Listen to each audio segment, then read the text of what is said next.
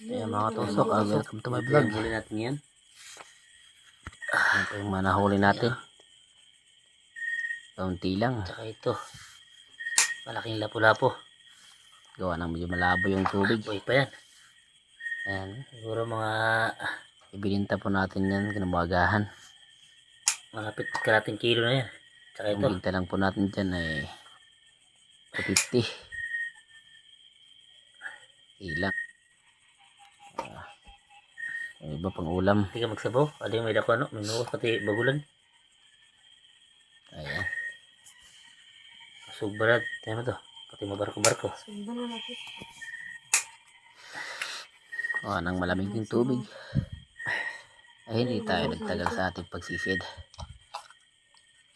2 hours lang. Thank you for watching. Uwi na kami dahil malamig. Kaya itong boss at nabalik sa iya.